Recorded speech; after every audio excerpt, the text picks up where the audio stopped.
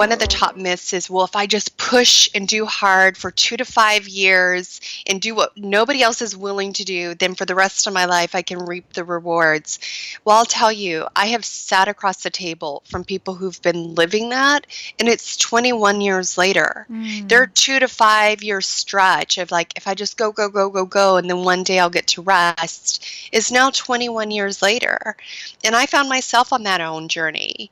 I mean, I have always been a driver and a pusher and a make stuff happen kind of a person. Since I was a child, like in high school, I was conscious of if I'm going to go to college and grad school paid for, I better do these sets of rules. And if I'm in college and I want a good career, then was I messing around and at the beach? No, I was working full time and studying full time. And then I was in my businesses in corporate. I was doing the same thing, but even in my businesses, and my husband's like, babe, like you're in the top in your network marketing industry, and here you're telling yourself that you have to even have like 4 leaders who are at the same rank as you. And he goes, but that won't be enough, because after that, you're going to say it needs to be 12.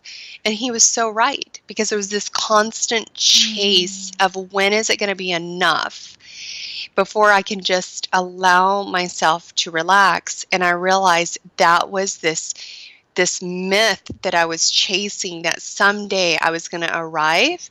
And meanwhile, I was missing my life. I was missing being present to the joys that were in the day-to-day, and that it's not some destination to pursue, but how can I be present and accept the gifts that are right here, right now? What feelings do I want to have that I think some destination will give me, and how can I live them right now? Yes. What feelings do I want to have, and how do I live them right now? This is a brilliant question to ask yourself. So how did you come to this realization? How did you learn to stop chasing after the destination and start living in the moment? Well, I'll tell you, I'm still learning it. Aren't we all? I really believe that each one of us, it's my belief that whatever challenge that we've been through in life is part of our gift of contribution to others. So personally, I'm a huge advocate of how do you create success from a place of grace and ease. Why? Because the Vanessa that can drive and strive and go hard and thinks that working harder will get me what I want is the person that I've had to develop over time, and even and I'm in it right now, where it's like I have to prove myself over and over. This experiment that I do with myself that's like, Vanessa, what if you just took a different approach? What if you could really achieve the success that you want with greater ease, with greater grace, with less pushing energy and more receiving energy? And I've proven to myself multiple times. For instance, one time I was like, I can't cut back. I can't cut back. My volume in my network marketing business will drop. And I did. I had to cut back. I knew that I was going to step back and sell that business. And our team rose. Like our volumes stepped up by me stepping back. Wow. And I sold my business at its peak.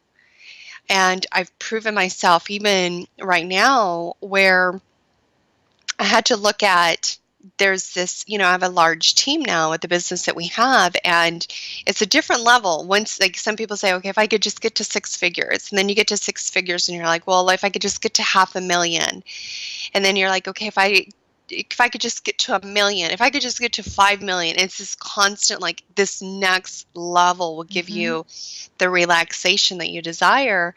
And when I had to stop and ask myself, because I recently just hit a real, what I call an invitation to live my message at an even deeper level, when my body completely shut down.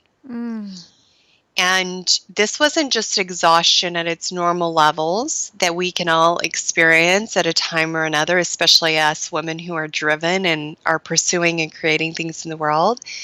but my body was speaking to me. My body completely shut down. And I didn't know it at the time, but when I went and got diagnostic tests and everything, they're like, Vanessa, you have adrenal fatigue.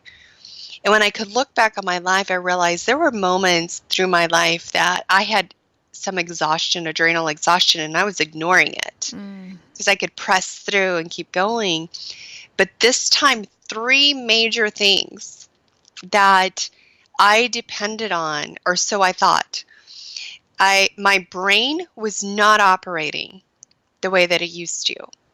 I couldn't even, my short-term memory was not accessible the way that it was before. My capacity to, one of my gifts with my students and my clients is like letting them hearing what they're trying to say and then saying it back to them with marketing words that attracts their clients. Yes. And I'll say, okay, is this what you're trying to say? And they're like, yes, thank you. And my brain wasn't serving them the way that it normally did. The other thing is I completely lost my voice. Oh. And then thirdly, I couldn't type.